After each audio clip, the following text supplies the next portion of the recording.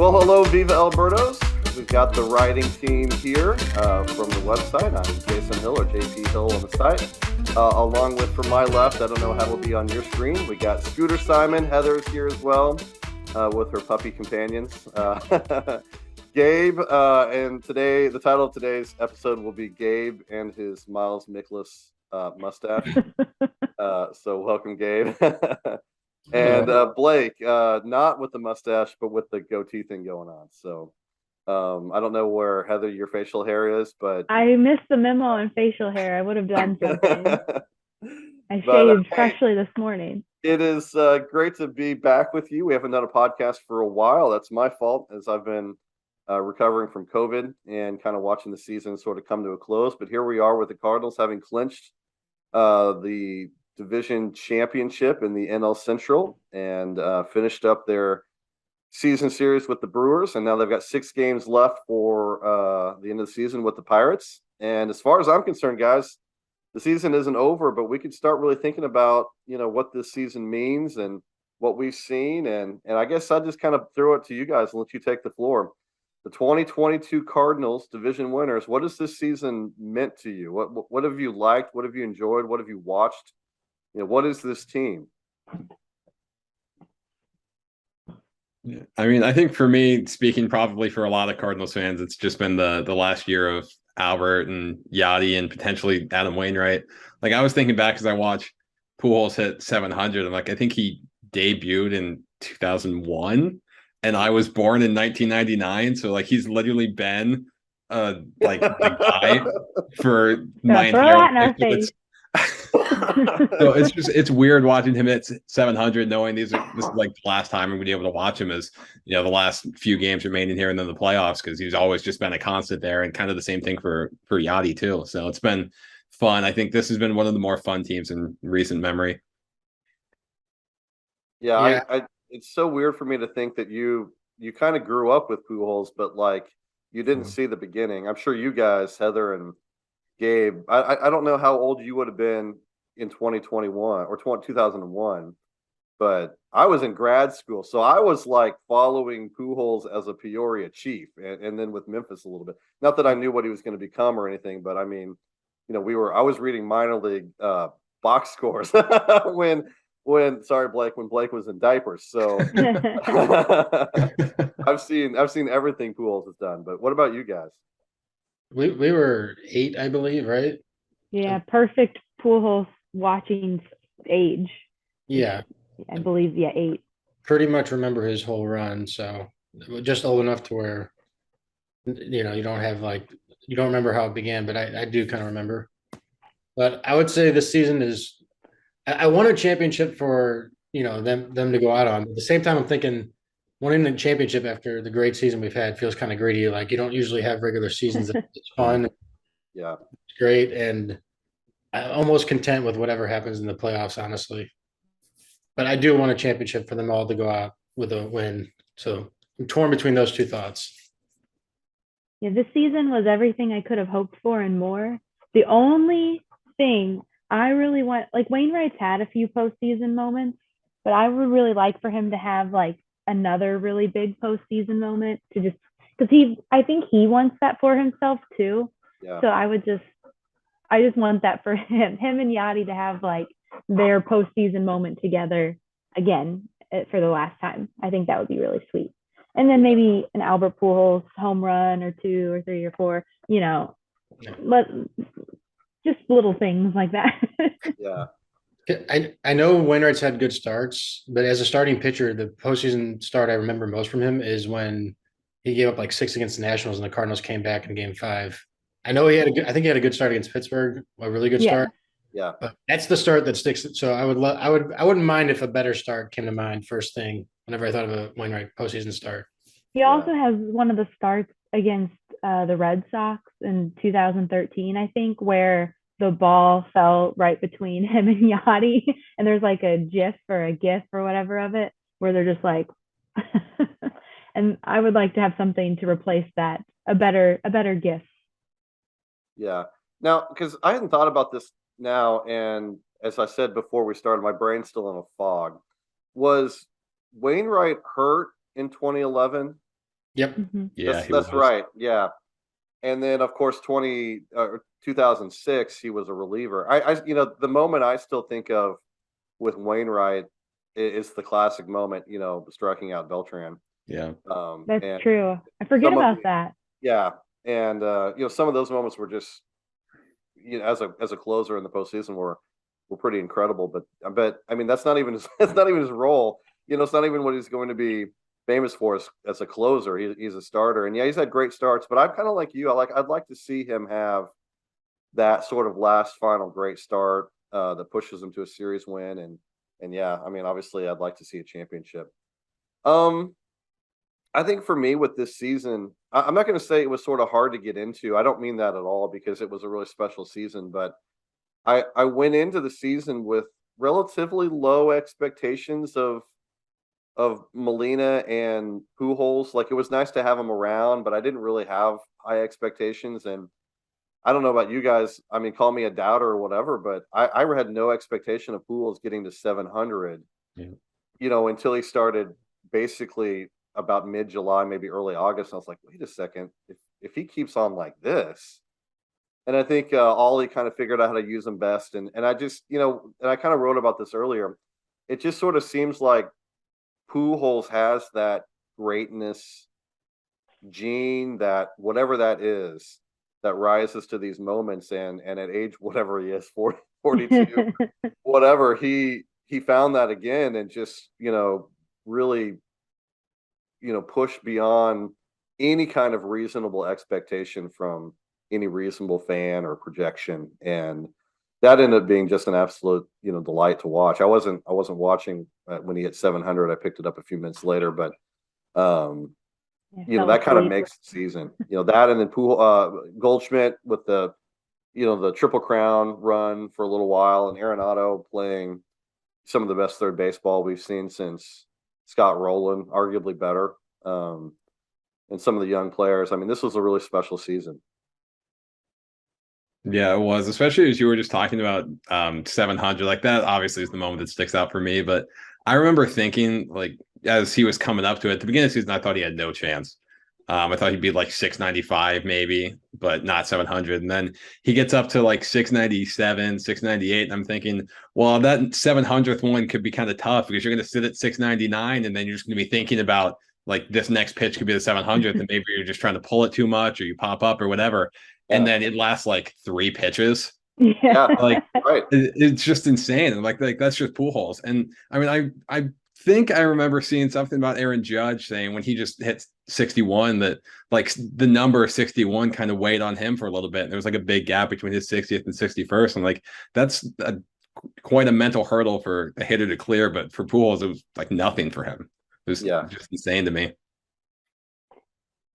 I'm pretty optimistic. So like when they signed him, I obviously wasn't expecting what he did, but I had this feeling that I even told a few people, I'm like, Pujols is one of those people that he's gonna want, like everyone wants to do well, but he's always, even when he's played well, had like a chip on his shoulder. Like you can see it. Some people have written about it where he hits a home run and stares it down, like he's staring into something that we don't even completely understand. And I was like, he's going to come back and he is going to want it so badly that I think he's going to do better than we expect. I didn't expect this. I'm not like a soothsayer or whatever, but I thought he would do a little bit better and he'd be at least against lefties and stuff. So I'm just really happy for him. Yeah. Good for him. And I think I kind of, especially beginning of the season, I kind of discounted that a little bit because I kind of like wondered the same thing. Like there's no denying Pujols' greatness. And we watched it for 10, 11 years, however long it was. I mean, he just, whatever it was that needed to be done, he could just will that thing to happen, whether it was a great defensive play at first base or a hit here, a double there, a home run. I mean, he had that mental whatever to turn his ability into production on the field. And that's a rare thing. Some of us, I don't know why I always go to this, but if you think about Dylan Carlson can't mentally will himself to a home run right now. I mean, he just physically can't do it.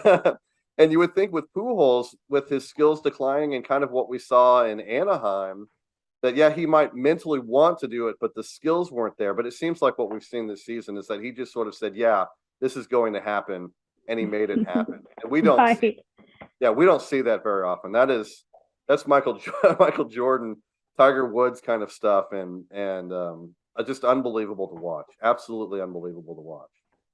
I just didn't think he would get the plate appearances to do it because Right. if you look at the last few years, he hasn't been a good hitter, but the home runs have been kind of there. Yeah, Like, yeah. like if he got enough plate appearances, he could have got 700 even while being not really a good hitter. What's a shocking thing is how good of a hitter he's been for me. Like he's taking walks, which he hasn't done in a while, and just taking really good at bats every time he comes to the plate. And Yeah. I think he just like stopped. I don't want to say stop caring, but like there's something in Anaheim where there's something that was missing for him where he didn't quite feel as motivated maybe as he currently does, and even in for the Dodgers where he kind of discovered, or he says he discovered his love of baseball again. And for someone with his talent, that might have been enough. I mean, who knows? But I usually, like I said, kind of discount that stuff usually. But when you've got that kind of talent, maybe that mental edge is really, really all it took for him. Yeah. What else on this season? Like, we kind of throw Pujols and Wainwright and then Yachty in together. Yachty's final season, he's going out. Talk about mentally tough, but yet the level of performance between Pujols and Yachty this season couldn't be any more different. Are you guys disappointed with Yachty, or is it just sort of what you expected and what it was? I wouldn't say disappointed. I wasn't really expecting him to be even a good hitter or particularly close to being a good hitter. Quite honestly, like I still think it's impressive that his defense is as good as it is, like by all the metrics of him being 40 years old. Like I'll just take what I can get there and just kind of enjoy watching him play one more time. But anything like I think he had the 2 home run game last month or something, and that just kind of came out of nowhere. And that was like one of the highest points of the season for me. Yeah. And just not expected at all. But I'll just take the defense he gives at this point, and it's not really a disappointment. It just kind of is what it is. It's just good to see him out there still. How was that game? Shitty That's game. awesome. That's awesome. That game. Other than that, though, once he hit the second home run, then who was it? The Nationals. Then they scored like 7 runs. Yeah. But anyway, but what I would say about Yachty would be the thing that surprised me because for many years as he kept playing and playing, it seemed like he never really would retire, and then this year it became like, oh yeah, he's really done. Yeah. I don't know how to express it really, but basically I thought he would like go kicking and screaming maybe where like I would be unsure that he would come back or not come back next year, even though he said he was going to retire. But now I'm like 100% sure he's retiring, which I like to feel. He's done. Like he's like rethinking being back this season is what the rumor was, right? Like when he was coaching in Puerto Rico and rehabbing his knee or whatever. Yeah. He was like, I don't know, maybe I shouldn't have come back. Yeah, I'm glad he did, but it felt like he would have to be restrained in the past to just keep him off the field, and now it feels like he's just voluntarily taking days off, and it's like I don't begrudge him for that at all. I'm sure his body could use the rest, and he's definitely deserved it. But it's just completely different from what we've seen from him in the past. Yeah, you get the battery record with Wainwright, and then he's beasting out. Yeah, you guys think Wainwright's going to retire? Oh, there's been a lot of conversation about that. I lean towards yes at this point. That's my current thought. Given his September with the dead arm, and then he had an interview on Apple TV where he sort of said, there's something to be said for doing a retirement tour, but there's also something to be said by just doing a. I forgot the exact wording, but basically like just like announcing you're retired at the end, like okay. It does seem more like his style to just say it, especially with Pujols and Molina and him wanting them to get more of the attention and then just being like, okay, this is it. Bye. Well, I go back to the beginning of the season. I can't remember the exact circumstances, but I think it might have been Mo or one of them sort of accidentally said at the beginning that this would be Pujols, Molina, and Wainwright's last season. Like that came out in something, and then they quickly went back on that and said, no, Wainwright's not. It's not Wainwright's last season. I kind of thought, I wonder if they know that it is, but they just don't want to say that it is upon Wainwright, so they're changing what they're saying now so that Wainwright doesn't get the whole, going away tour or celebration thing that the other guys are going to get. But I kind of lean towards him retiring as well. For a long time this season, I thought there was no way he was going to retire, but kind of like what you're saying, it's not so much the dead arm. Like I think that if he wanted to play next year, I don't think that would stop him because of just his performance all season. But just the vibe I'm getting and kind of some things that he's not really saying but doing, and just sort of sounds like maybe he's done. The way that the Cardinals social media has approached it too, a lot of Wainwright, Molina, and Pujols, kind of all together, and the 3-tiered bobblehead, which I really want one of those. That stuff you might happen anyway, but it just really kind of feels like this might be it for all three of them. Yeah. For a while there, I thought he was going to go the Jamie Moyer route and pitch till he was like 45 and still be effective. But you start to see it now with the dead arm and like just the way he's not been as great. And just, you're right, like just the general vibe around him and the team right now, it feels like it's going to be his last year. Yeah.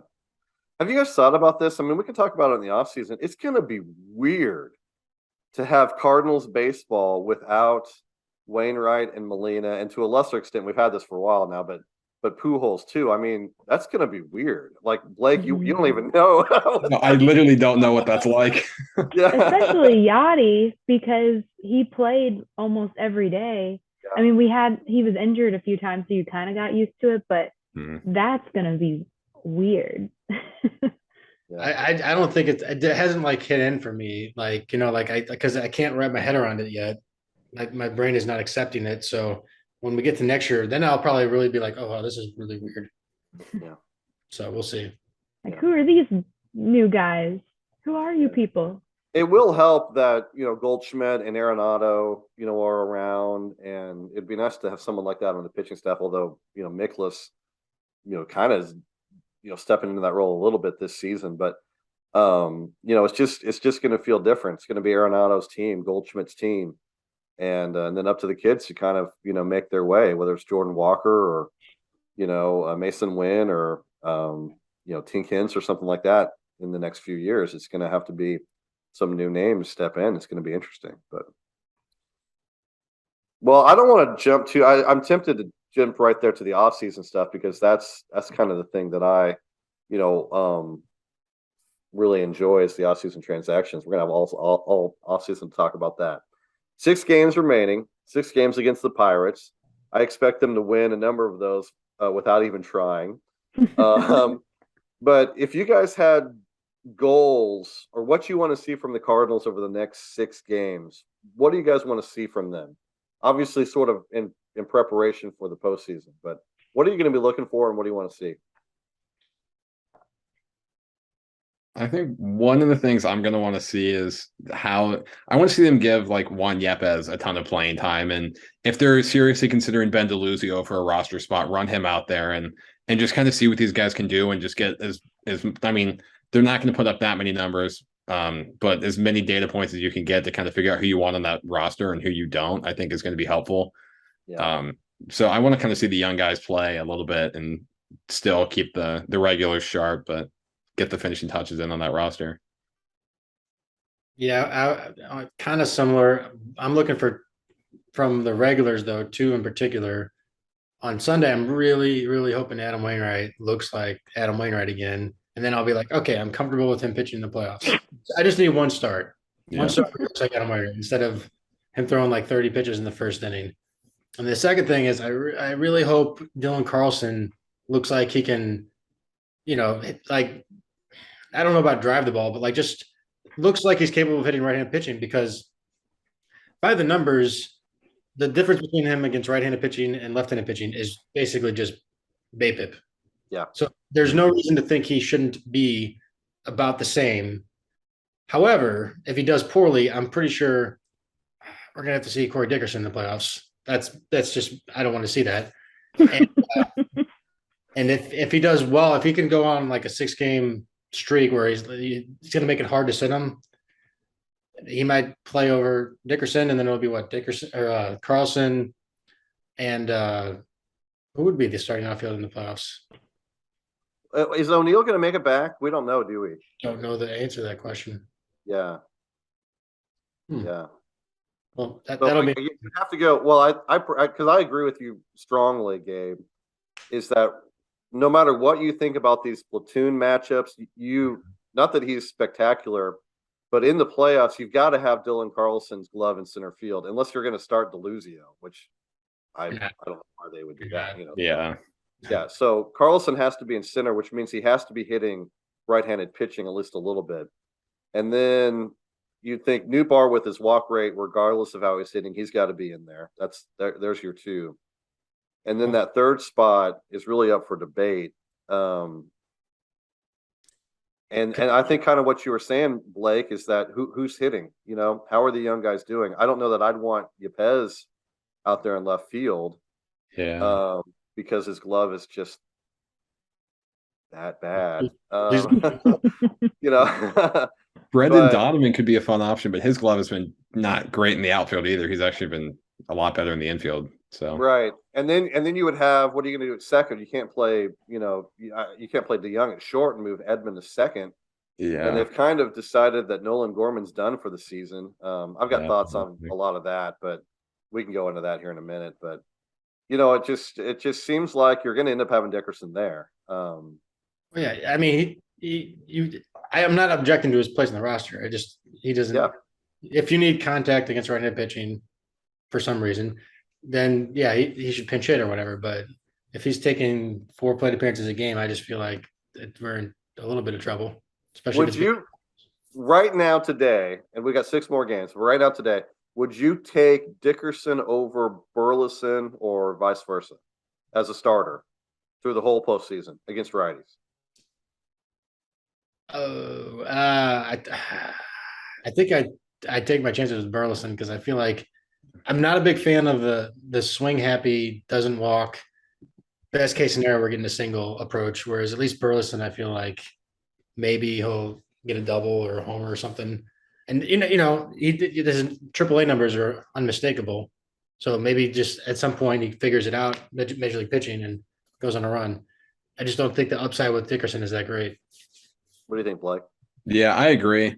I mean, Burleson, like at the very least, he's not striking out. And he is still hitting the ball hard. I think it's like an average exit velocity, like 91 miles per hour. Like there's still some things for him to clean up, but with the AAA production and just the promise of the bat, I would take over Dickerson, who's not particularly good with the bat or with the glove. Got hot, but he's kind of not, or even with his arm. I think the StatCast arm ratings came out today, and he's like dead last by a mile. It's like there's really not a single aspect of his game that's impressed me outside of his hot streak this year. So I really just would prefer just about any other viable option in left field. Yeah. And I've been thinking about this a lot, and I've been trying not to be frustrated with it, but I think at the end of the day, I'm going to decide that it's okay for me to be frustrated, because I really like the managerial job that Ollie has done this season. So I've been trying not to be like overly critical, because compared to Matheny and compared to even Schilt a little bit, I mean, it's been a step forward. At the same time, though, it seemed like there was that stretch, and this is why it's so hard for me. That stretch where we basically clinched and won the division, late August, early September, right through there, where Ollie was running Dickerson and Newbar. Not that Newbar is a bad play, but running these guys out there every day, playing the platoon splits. Carlson was getting benched regularly. Now we know he had that wrist injury, and I think that's had a lot to do with some of his second half power struggles, although we saw those in the first half too, so we can't really explain that away. But and then we saw Gorman wasn't getting any time anymore. Yepez couldn't make the major league roster. Burleson was down in AAA. And tell me if you guys think I'm wrong, please tell me. But it seems like it would have been a good idea at some point in there to start thinking about what you want your postseason roster to be, and whether you really want Lars Nootbaar in center and Brandon and Dickerson out there every day somewhere, and you really want Juan Yepez and Nolan Gorman off the roster because that's the way they were trending at that time. And now we're in a situation where they didn't call Burleson up. They didn't really get Carlson going. O'Neill got hurt again. And now you've got a Burleson who might be in a situation to start in the playoffs against most of the starters.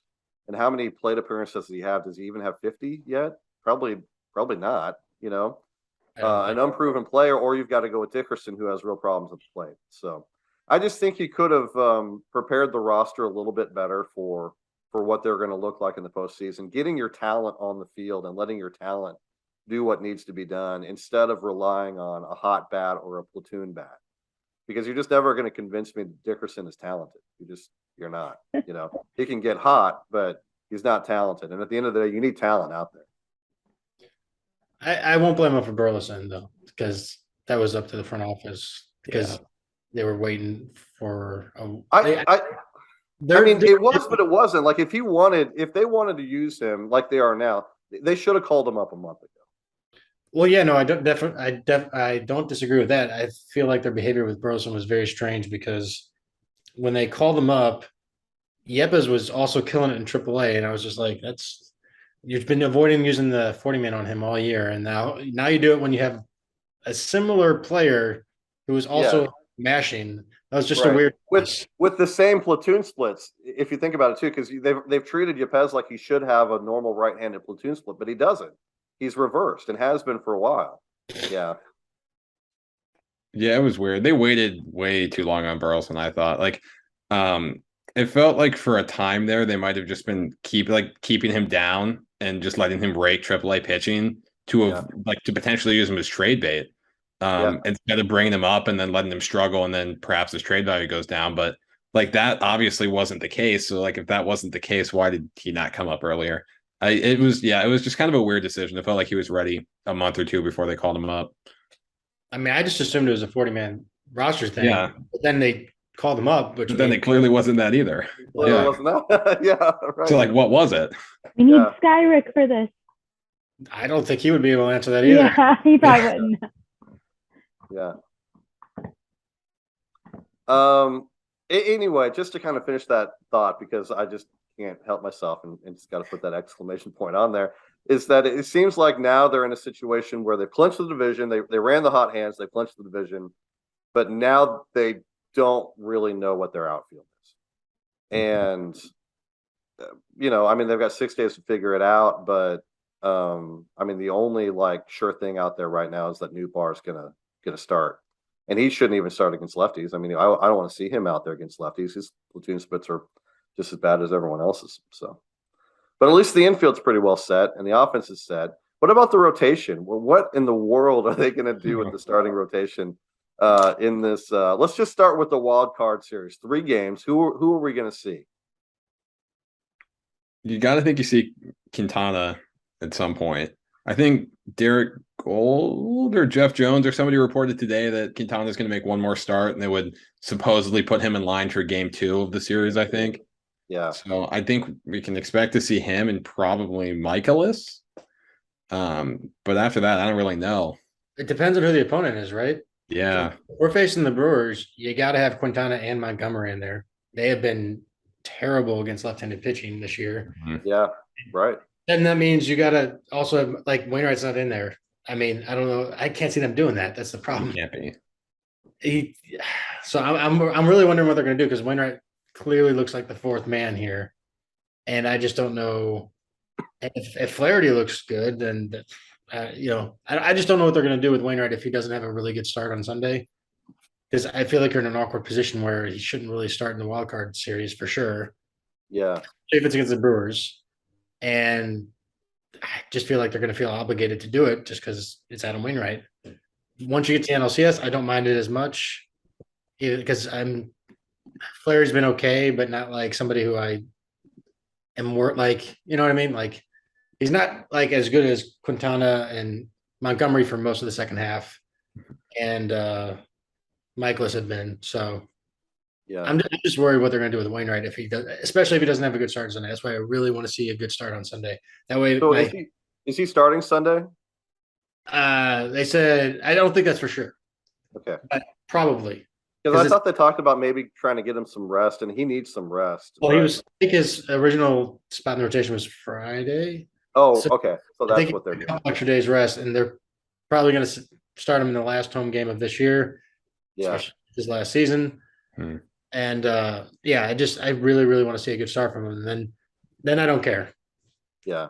Then all the pitchers are basically the same to me in terms Yeah. of quality, whoever's hot or not. What team are they in line? Is it the Padres still ahead of the Brewers for Brewers now? and Phillies are tied, I believe. Oh, the Phillies are okay. The Padres I are, like last time I checked, it was Padres and Brewers were Padres, Brewers, Phillies. I think we're all three very close. yeah, I think the Phillies lost the day they or something, and they've lost like 10 of their last 13. Yeah. Something ridiculous. Who would you guys rather see? We can come back to the rotation here in a second, but who would you guys rather see? Like, based on what we saw earlier in the season, like I would prefer to stay away from the Phillies, but they're not. I mean, they would have to come to Busch, so all that home run power doesn't quite scare me as much as it did in Philadelphia because we got shelled in that series in Philadelphia. Brewers hands down for me. They're just sucks. But the pitching staff, though, I mean, you know what I mean? It's like Woodford could go out there and yeah, I mean, you just hope like the thing is you only have to get a couple runs against them, I think, because their offense is just not even remotely scary. The Phillies' offense is scary, and they got Aaron Nola and Zach Wheeler, and then I don't know, just a guy for third. I looked at the rotation earlier, and I was like, I don't know who their third guy is because they're all they're nothing. But Aaron Nola and Wheeler are enough to scare me.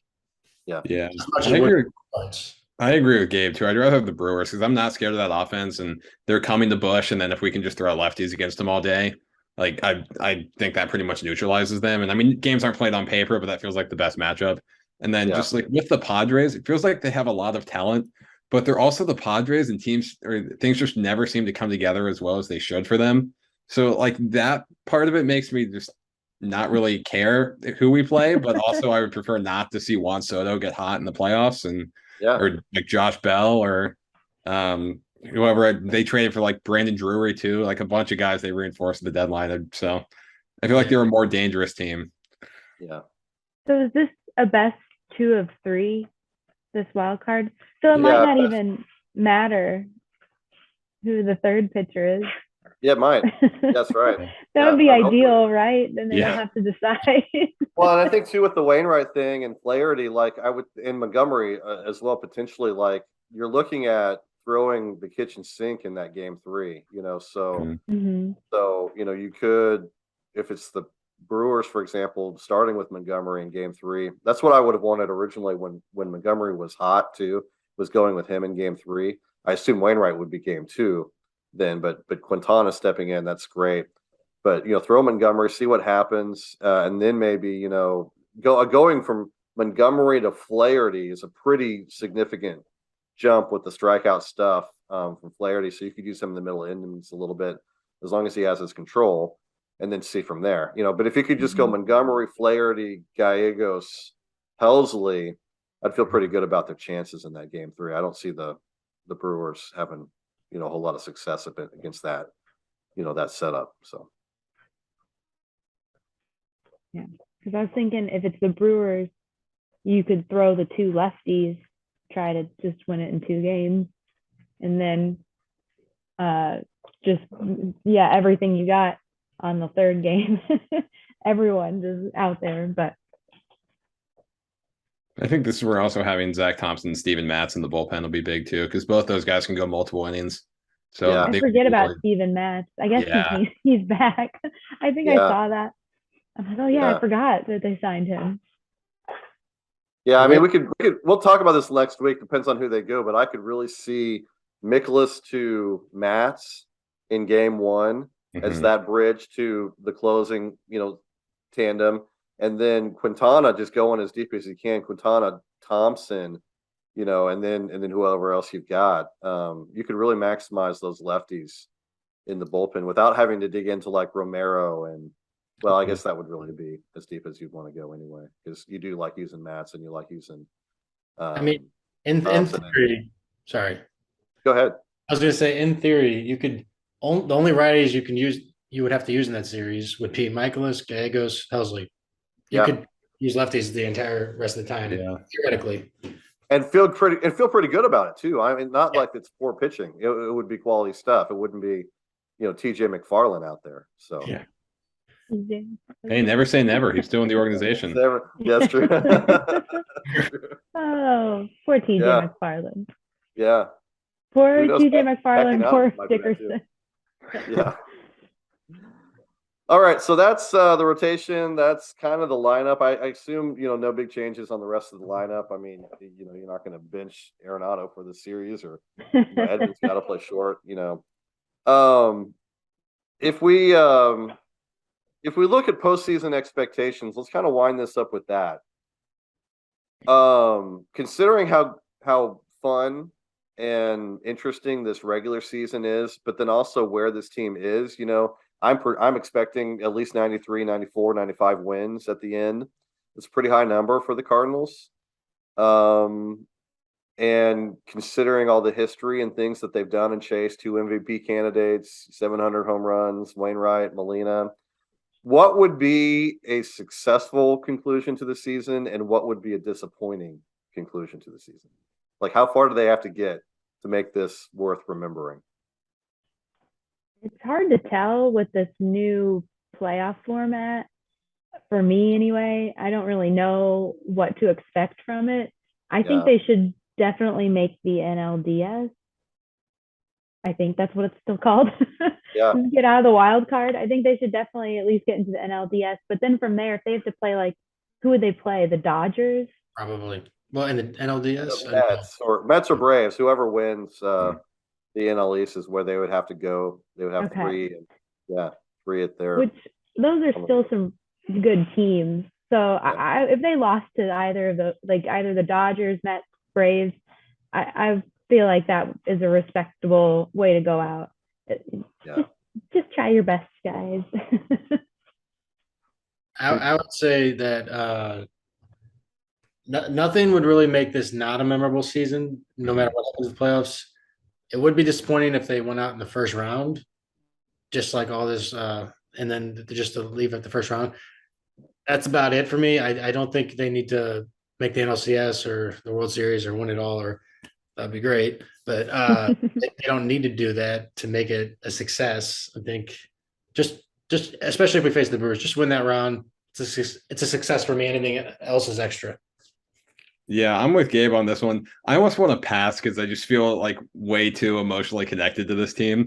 But I feel like there's legitimately no way I can be disappointed after this season, even if they do bow out in the wild card round. But I think if they do lose in the wild card round, they're definitely underperforming their talent. I think this is the NL to me feels like it's a Dodgers, Mets, Braves, and Cardinals are really the 4 really good teams. I think everybody the Phillies, the Padres, and the Brewers, they might make the wild card, but they really shouldn't do anything else. So I think the Cardinals definitely should at least make the NLDS. And then just past that, it's a fight with a bunch of really good teams. So it's hard, it's tough to tell, but it does feel like there's some magic with this season. So I'm hoping it goes longer. Yeah. Kind of wrote about this a couple days ago, but it seems to me like this is the kind of team that I would expect to win a series, and in the previous format, if you win a series, you win the division series, that means you're going on to the NLCS. And I've always just kind of thought of the I mean, it's obvious. Kind of thought of the NLCS as that one step beyond, away from the series, which it is. Yeah. But I've never been disappointed in a team that reached the NLCS and lost. I mean, how can you be disappointed with that? That's a great result. But now with this wild card, the way it's set up, I mean, they get 3 games at home. But if you win a series, all you're doing is reaching the NLDS. And there's been a lot of teams, no, not a lot, because they actually haven't lost in the NLDS that much. But there's been several teams that have lost in the NLDS that we look back on and say that was a disappointing team. Mm-hmm. For example, the 2015 team won 100 games, lost in the division series. And the whole while we're like, yeah, well, they really weren't good enough to honestly to make it much beyond that. I think also 2000 and I think it was 2009. Also, I think they won the division. I might be wrong about this, but won the division and lost in the division series. And it's like, well, they really weren't good enough to make it beyond that. And so I have a hard time saying that if this team loses in the divisional round, that they're a success. But at the same time, they'll have won a whole playoff series and then, had to go to the Mets with Mets were rested and have everything lined up for them, or the Braves, whoever it ends up being. That's going to be a tough one to win. I mean, that's going to be a hard series to win, and not the same as just walking into a divisional round and, taking care of business. So I guess I'm kind of with you guys. You win the wild card, you make the division series, see what happens and then anything else on top of that is, as I said the other day, gravy on cake. So Would you guys rather face the Mets or the Braves? is Snitker out? Is that how you say his name? Is he's done, right? What do you mean? The pitcher, right? Didn't he get hurt? You mean Strider? Snickers are manager, right? Yeah, Snickers the manager. Yeah. Okay, yeah. It's okay. Yes. We'll blame it on the COVID. Yeah. Yes, just blame COVID. I'm sorry. No, yes, absolutely right. Yeah, didn't one of their pitchers go down though? I Yes. thought I read that. I'm not sure how long he's out, but yeah, if he's not pitching, it changes things a lot because nobody can hit that dude. And instead we get to face DeGrom, Scherzer, and Bassett, I guess, and who else? Yeah. They got the pitching staff. I don't know who their fourth guy is, but they're scarier, especially without Strider, I think. Yeah, right. They're also the Mets, and they tend to do Mets things. Yeah, I kind of want the Mets just because of the Mets things, but at the same time, that team kind of scares me, to be honest. So, not that the Braves don't. I mean, the Braves have been really good too, really, really good. And we did not do very well against them in the regular season too. But No. that doesn't mean anything though. No, it doesn't. Yeah. All right. So 6 games against the Pirates. You guys going to predict a final regular season record? How many wins is this team going to end up with? I predict we split because we don't, Because we don't care. Yeah. Yeah, I feel like especially I'm going to stick with split. That seems like a safer option. Yeah, I'm pretty close. I want to say 94. Like we've got to win 4 of the 6 because it's the Pirates. Like no matter how much we don't try, like I feel like the Memphis Redbirds could probably put up a pretty decent fight. So the Cardinals should at least be able to win a series, even if they're not trying. Not that it really matters that much, but I would say probably 4 out of the 6. Yeah. Yeah. Let's do 95, just because that feels like a nice round number. So what would that be, 5 of 6? 5 of 6. I'm with you, Yeah. Heather. Let's see 5 of 6. Let's see a final. Let's see that sweep at home, maybe. Let's see that sweep at home, and then they don't have much to play for, but neither do the Pirates. And the Pirates, there's this thing where when bad teams get down early, they just don't want to play anymore. I can't blame them. I wouldn't want to either. But I think they get an early lead in most of those games and just cruise. Well, and the Pirates don't even have the benefit of being spoiler. Right. Because Right. everyone's already clinched. There's just nothing to play for. Yeah. I'm not trying to even think. apply for the next contract because none of them are going to be free agents. Yeah. Probably. If the Oh, Cardinals my. do win 5 out of the 6, when was the last 95 win Cardinals team? 'Cause it feels like Well, it's been a while. Would it have been 2015. that 2015 2015 team? won 100. Yeah. And then I think you got to go back. I can't remember 14, but I think it was lower. It'd be 2013. They won 97. Okay. In 2013, honestly, was probably the best Cardinals team, of this decade. That was the team that reached the World Series, lost to the Red Yeah. Sox. Besides 11, but 11 wasn't good until they were great, So that kind of thing. But We know the postseason is random. We could say that the 13 team was probably better than the 11 team. Yeah. yeah, David Yeah. Freese played like Aaron Judge right now. yeah. Yes. Yeah. All right. Any final thoughts from you guys? The mustache didn't have anything to add. Not a thing.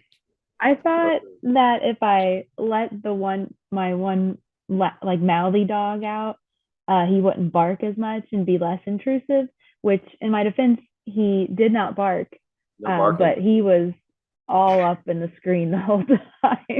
Yeah. I enjoyed it. My dog, my little puppy's still upstairs, like probably whining because she can't be down here with me. But yeah. So I'm like, hopefully he wasn't too distracting. I tried to like cut him out a few times when he was being weird in the back, but It was great. I was trying not to laugh earlier when I started like pushing his face out of the camera. Yeah. Because I was like, maybe he won't bark if I have him out, which he didn't. And now he's just laying down being great now that we're about to wrap it up. So Yeah.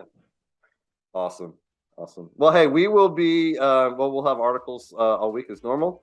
And we will be back here for another podcast. We're going to record right before the division series. So we're going to record next Wednesday. And hopefully, if I get my job done, that will be published and out Thursday morning before the wild card round starts. So you have something to listen to on that off day before the games start. But otherwise, it's been a great season. 2022 is in the books almost, and it was one to remember. And definitely one that was fun to write about with you guys. So good job, everybody.